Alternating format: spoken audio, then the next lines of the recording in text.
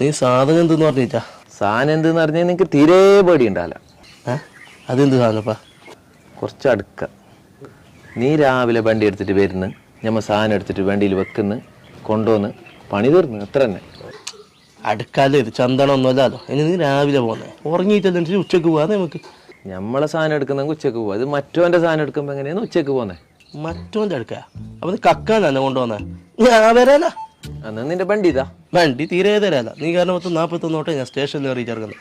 ഈ എൻ്റെ പൊരനെ മുറ്റത്തുള്ള നാട്ടി കൂടുതൽ വണ്ടി ഉണ്ടെങ്കിൽ സ്റ്റേഷൻ്റെ മുറ്റത്തല്ലടാ. നിന്റെ തരികയുടെ പരിപാടിയും കൊണ്ട് എൻ്റെ മുറ്റത്ത് പോ. ഞാൻ പോവപ്പാ. ഞാൻ ഇതെല്ലാം പ്രതീക്ഷിച്ചിട്ട് തന്നെ വന്നിന്. നീ പിന്നെ എന്നെ തൊട്ട് കുറേ ബുദ്ധിമുട്ടിയല്ലേ. അപ്പം ഞാൻ രക്ഷപ്പെടുമ്പോൾ നീയും കൂടി രക്ഷപ്പെട്ടിട്ട് വന്നത്, അല്ലാതെ വണ്ടി കിട്ടായിട്ടൊന്നല്ല. മൂപ്പിലെ കുഞ്ഞമ്മൂനായരമോന് റഷീദ്. കുഞ്ഞമ്മൂനായരമോന് റഷീദാ? അല്ല, രതീഷ്. നീ പറഞ്ഞ ഓണായി പോയി. ഇല്ല, വർഗീയ പ്രശ്നം വന്നില്ലേ? ഓൻ്റെ ടാറ്റാ സുമ വെറുതെ വെച്ചിട്ടുള്ളത്. നിന്നായിട്ട് കൂടുതൽ സാധനം പിടിക്കുകയിൽ ഓനാകുമ്പോൾ ഷെയർ കൊടുക്കണ്ട. ഡീസൽ പൈസ കൊടുത്താൽ വണ്ടി എടുത്തിട്ട് വരും. അപ്പം ഞാൻ പോന്നു. കൂപ്പിലല്ല, മൂപ്പിലെ. അതെന്തു വേട്ടെ, വേറെ ആരും വിളിക്കാണ്ട് നീ വരുമോ? ഞാൻ വരും. മുപ്പോട്ട് വലിയ ഡയലോഗ് ഉണ്ടായിനല്ലോ.